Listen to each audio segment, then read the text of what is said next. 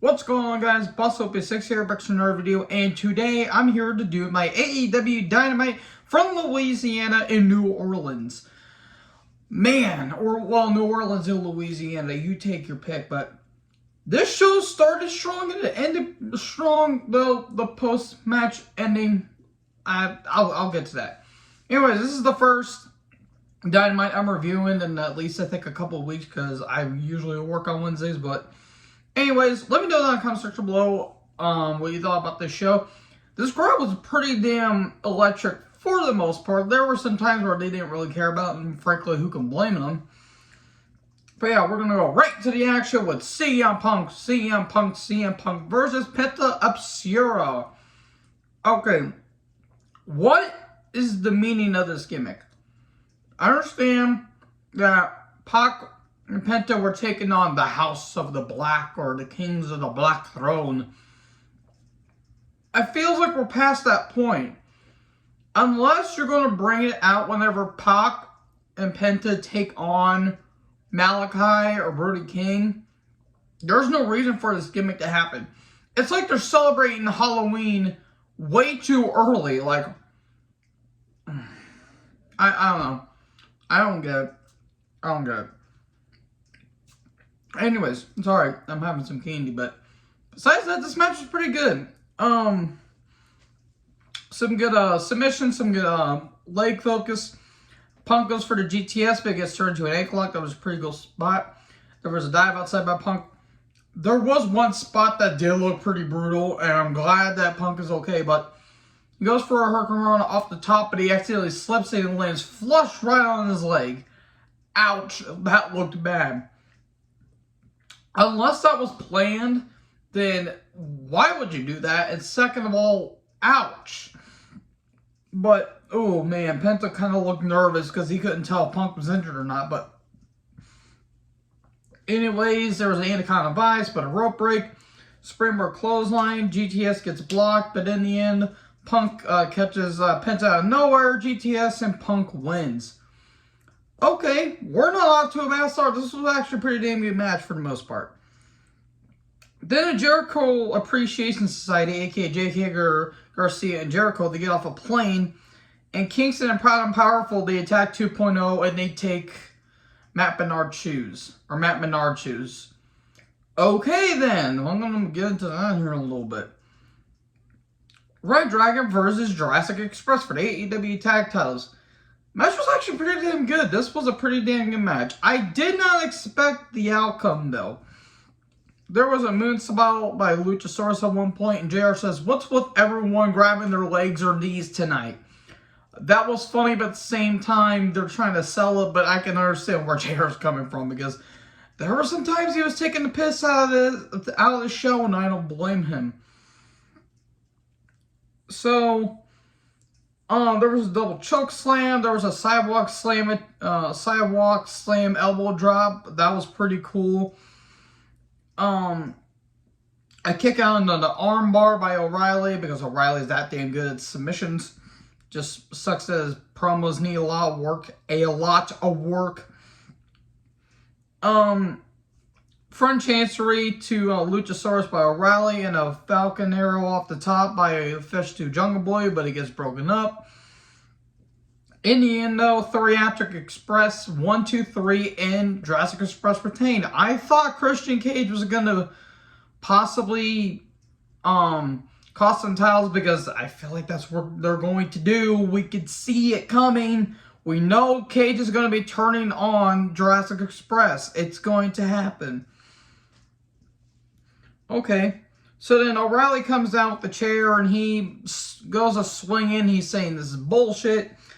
And FTR come down. Top 6 FTR.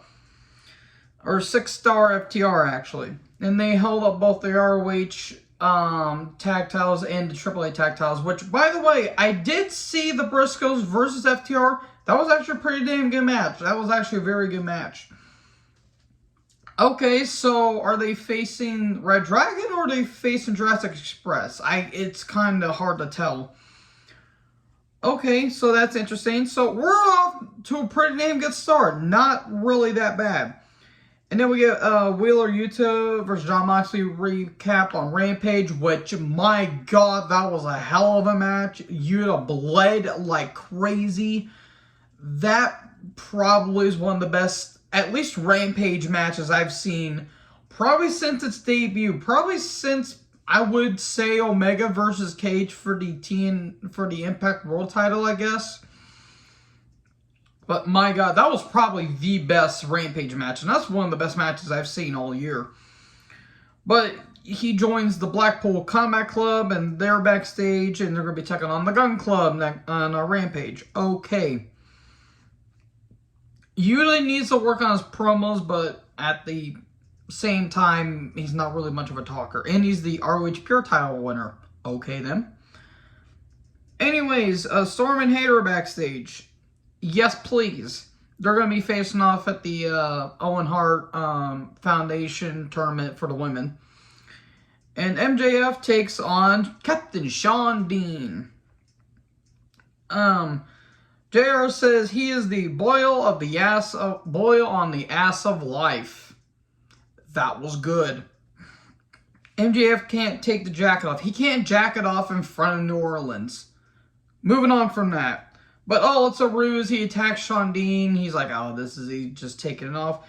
And then we cut to backstage, and security's getting laid out. They all look like they were taking a nap for some reason. One of them even had their shirt off, and he just had a tie. Apparently, he was late for work or something. But when I do it, I get fired. So anyways, Wardlow is dressing up as a security guard. He goes after MJF. Meanwhile, the match is still going on. And then Wardlow gets his chair shot to the back because Shawn Spears is ineffective. He tries to get powerbombed, but the security guard comes coming down, and it's one too many, and MJF's going to get counted down, but ref is at 9, but MJF's like, wait, stop. I'll triple your amount if you don't count me out. The ref says, nope, you're getting counted out, and Captain Shawn Dean wins by count out. Then the ref and MJF get into a shoving match, kind of Earl Hebner-esque, which I always liked. And Wardlow wants to be free. Okay, more on that here in a little bit. Anyways, the RB video package. There's a coffin in the middle of the street. He wants a coffin match with Andrade in next week. Cool, we're continuing this feud. Black video package. This is okay, at this point, the show has been pretty damn good. Here's where it starts to go off the rails a little bit. Black video package. I like Malachi. I just don't get this. I guess it's just not for me. And whatever the house wants, the house gets. And we are watching from the shadows. Ooh, spooky. Why hasn't Malachi been featured? Is he featured on AEW Dark or AEW Dark Elevation? What's going on here? I don't know what's going on. I like Malachi. I really, really, really like Malachi.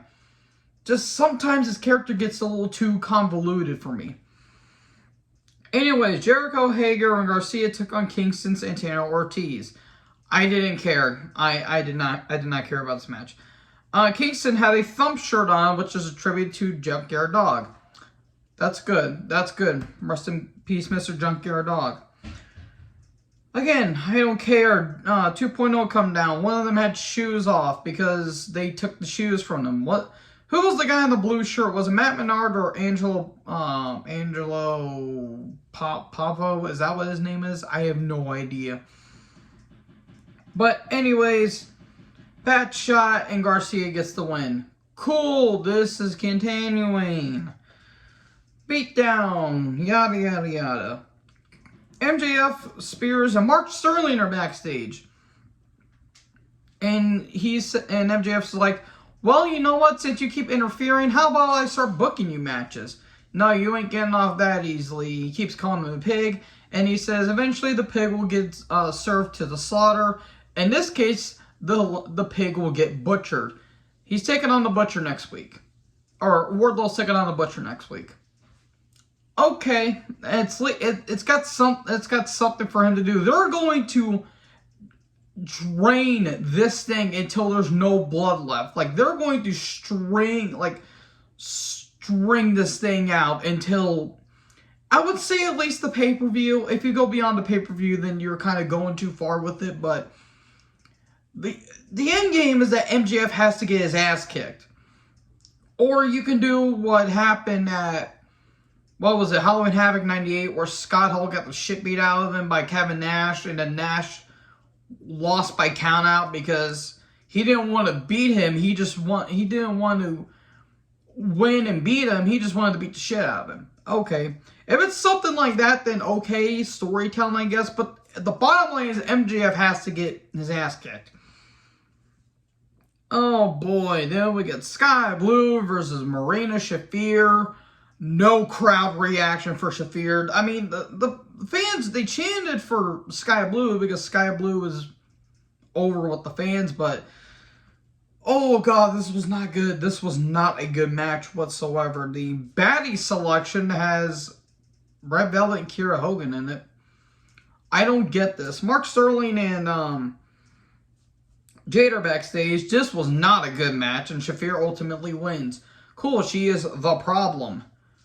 Well, yeah, the problem is she really isn't that great. She's not terrible, she's just not good. Well, I guess the main problem is she has no personality or charisma, I guess you could say. Hook is in a training room, and Sterling's been all over this show tonight, which is weird because that's usually Shivani's stick. And he's with Nice, and, you know, they're like, well, why is everyone talking about Hook and not talking about Tony Nese, one of the biggest signings AEW's got? He really hasn't been that relevant ever since he got signed, really. And then they get in a little scuffle, and then Hook throws a medicine ball to Danhausen, who is just there. Oh, okay. I don't get this. I don't get the Danhausen gimmick. Nothing against the guy. I've actually seen a couple videos of the guy. He's actually not that bad. He's not a bad wrestler. I just don't get the gimmick. It's not for me. I don't know who it's for. I just don't get it.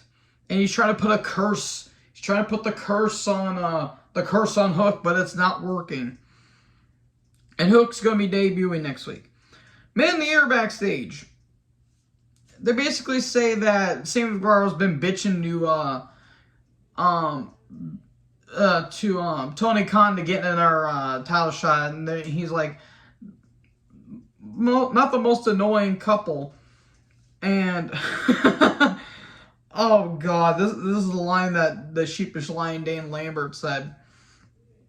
The way that Ty Conte, that they want a mixed tag, but it's another Saturday night unsatisfied for Ty. Okay, that was good. That was really good. And he calls him the future ex-wife. Oh god. Oh no. He's not wrong technically. It's like a Corey Graves situation at this point. Then we get Starks and Hobb versus Keith Lee and not Shane Strickland. I keep calling him that on accident, but Swerve Strickland. Big pop for Ricky because Louisiana is his hometown. Match was fine, though a bit messy sometimes. There was some good stuff. Keith Lee should not be that athletic for a guy his size. There were some good flips. It was kind of flip-de-doo-dah, but it was also kind of technical mat wrestling. At one point, Taz comes down.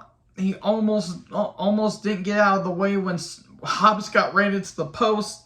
There was a spear from the second rope, and then a 450 on Ricky. And then Lee goes for, I'm assuming, like a pounce, but then Taz trips him up and a spine buster to Lee, and Lee gets pinned. Okay, they're going to continue this feud, I'm assuming, or unless Ricky is going to get a face, going to have a face run here at some point, but I feel like they're just feeding Keith Lee to the wolves. Like, I don't get it. I don't get it. I hope I'm wrong, but that's what I'm looking at so far. So anyways, Thunder Rose is backstage, and then Vicky Guerrero and Nyla Rose shows up. Nothing against Nyla. She's a good talker. Vicky, Get the hell off my television screen. I could have heard the dogs howling, judging by how high-pitched her voice is. Like, she has one of the most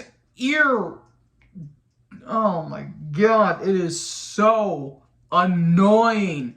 And I guess that's the appeal of it, but my god, just a dog whistle is more satisfying to listen to Vicky Guerrero, but they have a cake for the shortest women's title reign in AEW because Nyla and Thunder are going to be having a title match on Saturday, I believe.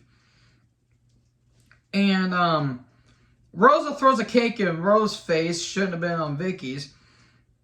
And Vicky gets hit, and then Nyla and Thunder have a little bit of a skirmish, and then Rosa eventually gets knocked out, and Rosa says, "Joke's on you, I like cake."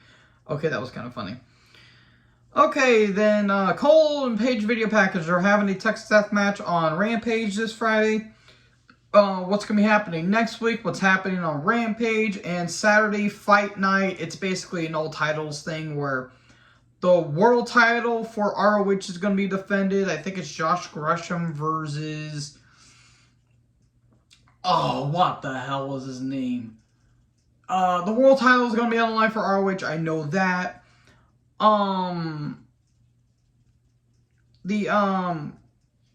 The women's title for the AEW women's title is going to be on the line.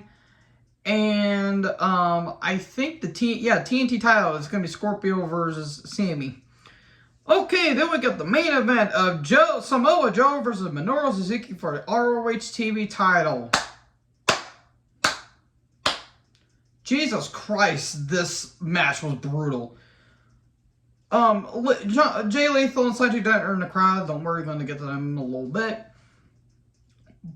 Oh my god, the chops were just brutal. These chops were insane. I mean, we weren't even 5 minutes into the match and both men's chests were almost purple. Like, there were legit purple splotches on their chest. Joe was beat red within like 2 minutes. Menorah is terrifying. Even if you say nice things about the dude, he's probably still going to want to bite your face off. It was kind of short because Menorah doesn't really have that much left to him, and Joe was kind of limited at his age. But my god, this match was brutal to watch. Like, the chops were absolutely insane. Menorah was focusing on the arm, going for the arm bar and trying to put on the sleeper and hit the gotcha pile driver. But in the end, Joe hits a muscle buster, 1, 2, 3, and Joe wins the TNT title for the first time in his career. Then Dutt and Lethal have a gift. And it's in a box. Ooh, we psyched you. Then the lights go out. And then, who the hell was that guy? This big, tall mofo named Samil Sanali. I don't know what his name is. Some guy named Singh, who was a basketball player from Punjabi, India. Apparently, Shivani was trying to tell us some insight, but the crowd was dead. Like, they did not know how to react, and he attacks Joe, and Joe's trying to fight him off, but gets the vice grip on and gets hit with the lethal injection. What the hell was that ending? That was just a random ass ending. That could have been an ending on probably a Rampage or something, but okay, I guess they have a new accomplice now? I don't know who this guy is, and no disrespect whatsoever, I do not know who this guy is, but kind of a wonky way to end Dynamite, but the match itself between Joe and Suzuki, good Lord in heaven, that was brutal. But anyways, I mean, what else could you expect from those two? But anyways, let me know in the comment section below what you guys thought about this episode of Rampage, or this episode of Dynamite. My apologies. Like, comment, subscribe, join the herd. I'll talk to you guys next video. Peace out.